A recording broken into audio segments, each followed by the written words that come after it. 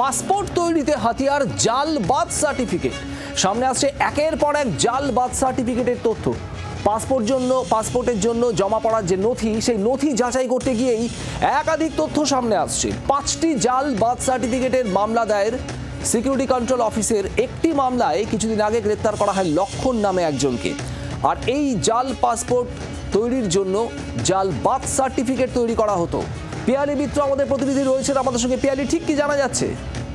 একেবারে দেখো, তুমি জানো যে সম্প্রতি জাল পাসপোর্ট চক্র সামনে এসেছিল এবং সেই তারপরে লালবাজার থেকে সমস্ত নথি তারা ভেরিফাই করার নির্দেশ দিয়েছিল, প্রপারলি যাতে ভেরিফাই করা হয়।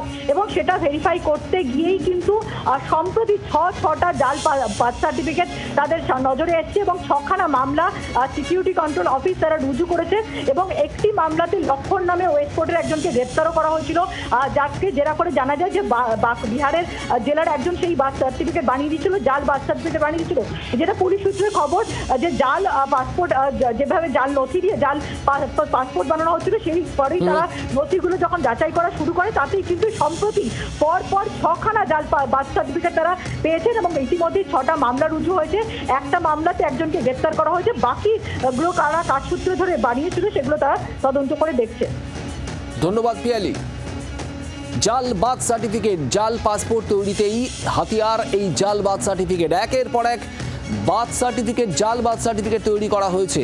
6টি জাল বার্থ সার্টিফিকেট ইতিমধ্যেই সামনে এসেছে, যেগুলোর ভিত্তিতে মামলাও রুজু হয়েছে। পুলিশ তদন্ত শুরু করেছে। পাসপোর্টের জন্য জমা পড়া নথি যাচাই করতে গিয়েই সামনে আসে এই জাল বার্থ সার্টিফিকেটের বিষয়। বাংলার আওয়াজ, বাঙালির আবেগ, জি 24 ঘন্টা।